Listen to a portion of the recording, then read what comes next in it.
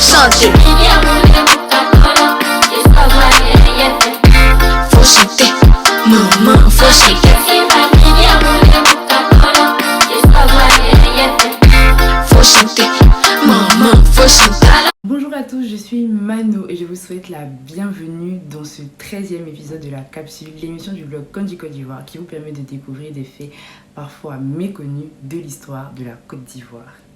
Je vous souhaite également une très bonne année 2023 ainsi que tous les bons thés comme on dit, et cette année s'annonce très riche en histoire et en culture sur Kandi Côte d'Ivoire. Alors j'espère que vous resterez avec moi pour découvrir toujours plus de faits sur notre beau pays et sur notre belle histoire. Voilà.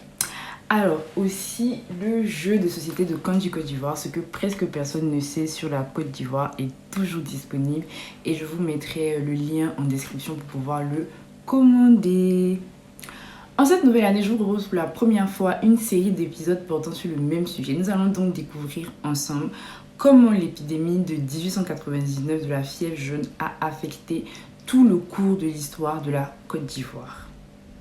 En 1899, une violente et étrange épidémie de fièvre jaune s'abat sur les colons, tuant 30 personnes sur une population totale de 60 Européens contre 4 Africains.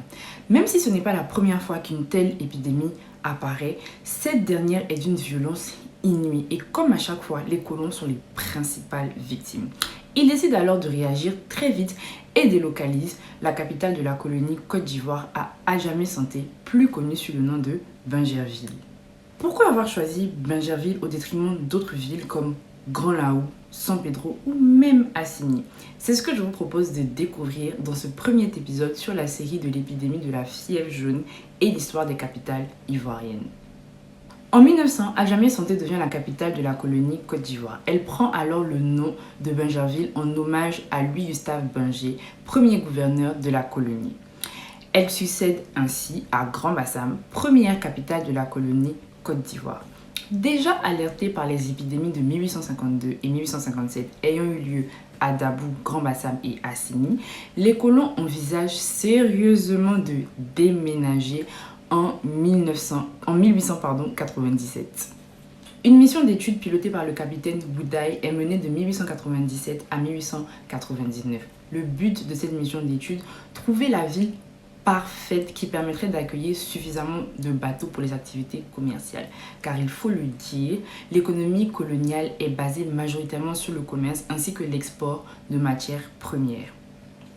Il faut aussi trouver une ville qui soit suffisamment salubre pour limiter le phénomène d'épidémie de fièvre jaune. Le choix se porte alors sur Bingerville et est validé par M.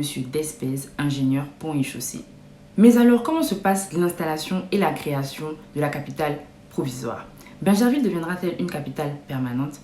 Grand-Bassam acceptera-t-elle de perdre aussi facilement son titre de capitale? Que mettront en place ses partisans? Pour découvrir la suite des événements, retrouvez-moi très bientôt dans le prochain épisode de la capsule.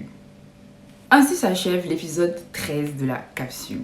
Et comme à mon habitude, j'ai été très ravie de vous présenter ce nouvel épisode. Si cet épisode vous a plu, pensez à liker, partager, commenter. Cela permettra à plus de monde de découvrir l'émission.